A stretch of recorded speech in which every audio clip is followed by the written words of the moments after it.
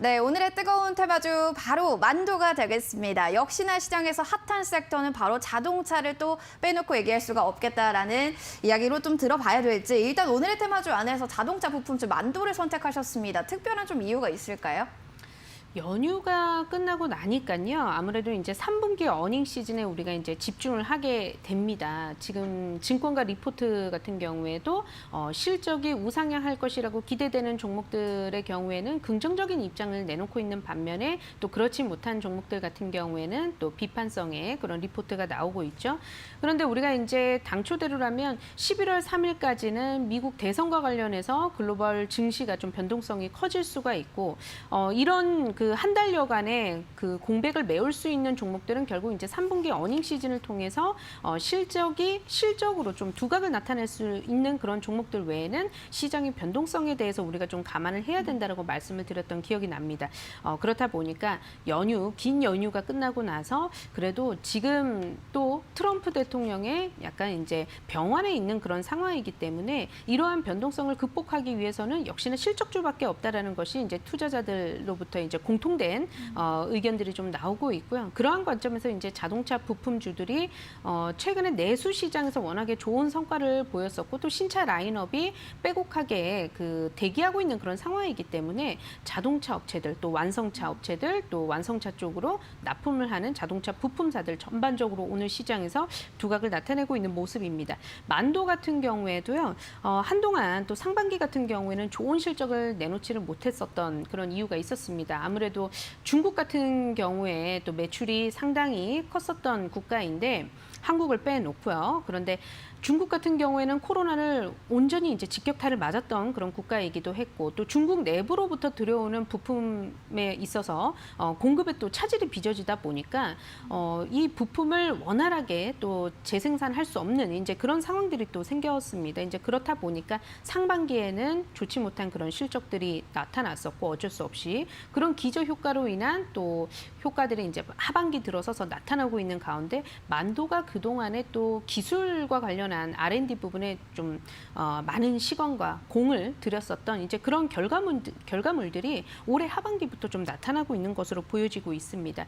특히나 현대차 쪽으로의 매출이 상당히 높았었기 때문에 고객사가 너무나 다변화하지 않은 그런 부분들, 매출이 집중되어 있는 부분들에 있어서 많은 투자자들이 약간 좀 우려스러운 그런 시각을 나타냈었던 적도 있었어요. 그런데 최근 들어서서는 그러한 매출처에 너무나 집중된 현대차 쪽으로의 집중된 그런 부분도 어느 정도 좀 불식시키면서 글로벌 전반적인 해외 매출 비중이 40%대로 올라서는 그런 이제 소기의 성과도 지금 나타나고 있는 상황이고요. 컨센서스를 상회하는 수준의 3분기 실적을 내놓지 않을까라고 증권가에서 전망을 하고 있습니다. 지금 예상을 하고 있는 추정치가요. 3분기 매출액 기준으로 봤었을 때에는 1조 4천억 원대 그리고 영업이익 기준으로 464억 원 정도의 수준으로 이제 전망을 하고 있는데 워낙에 상반기에 좋지 못했기 때문에 그래도 하반기에 이 정도라고 한다면 많은 분들의 기대치를 좀 상회시켜주는 그런 실적을 내놓고 있지 않을까. 그러한 점에서 오늘 만도가 다른 여타 부품주들 또 자동차주 가운데 가장 또 높은 그런 상승률을 보여주고 있어요. 오늘 시장에서 9.5%대 상승 보여주고 있기 때문에 오늘의 탑픽, 오늘의 테마주로 꼽아본 종목이 만도입니다. 네, 자동차 부품주 안에서 만도를 또 탑픽으로 선정하신 이유는 아무래도 뭐 실적을 보신 것 같습니다. 증권가의 시각도 굉장히 긍정적이었다라고 이야기를 해주셨는데 주가 보시면 아시겠지만 뭐 9%대 강세고요. 수급도 보면 기관들이 최근에 좀 매수를 많이 했습니다. 그만큼 이 관련해서 만도 계속 좀 들고 가도 될지 아니면 신규로 좀 들어가도 될지 궁금해하시는 분들 많으실 겁니다. 어떻게 보세요? 네, 만도 같은 경우에는 바닥권에서 그래도 한 차례 좀 올라선 상황이기는 하지만요. 직전 고점 라인이 주로 이제 한 3만 원권 후반권 가격에 몰려 있었습니다. 오늘 이렇게 거의 10%에 육박하는 그런 상승이 나오면서 비로소 지난해에 계속해서 좀 터치가 됐었던 고점 라인을 돌파시킬 수 있는 위치까지 왔다라고 좀 볼 수 있겠고요.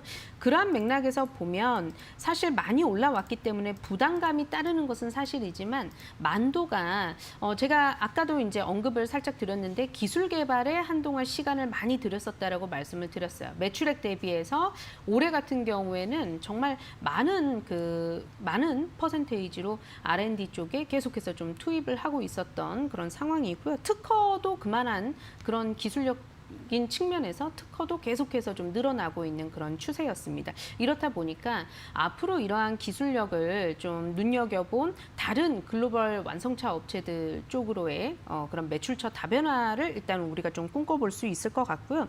최근 들어서서 보면 지금 현대차 같은 경우에 제네시스 신차 라인업이 아주 좋은 반응을 보여주고 있는데 이 신모델들이 이제 수출을 본격적으로 진행을 하게 됩니다. 여기에 또 아주 주요 부품들을 공급을 하는 업체가 바로 만도예요. ADAS 시스템이라고 해서 우리가 이렇게 얘기를 하면 잘 모르실 것 같지만 그래도 자율주행 시스템 이렇게 하면 또 많은 분들이 아실 겁니다. 이 관련한 기술 개발에 계속해서 좀 목을 메고 있었던 상황에서 성과가 나타나고 있기 때문에 저는 오히려 좀 장기적으로 보는 그 관점에서는 만도는 지금도 매수가 가능하지 않을까 이렇게 보고 있습니다. 기관 투자자들이 큰 폭으로 또 연속해서 계속 매수를 해주고 있는 모습이 일단은 나쁘지 않은 것 같아요. 수급적으로 봤었을 때도요. 차트를 한번 보도록 하겠습니다.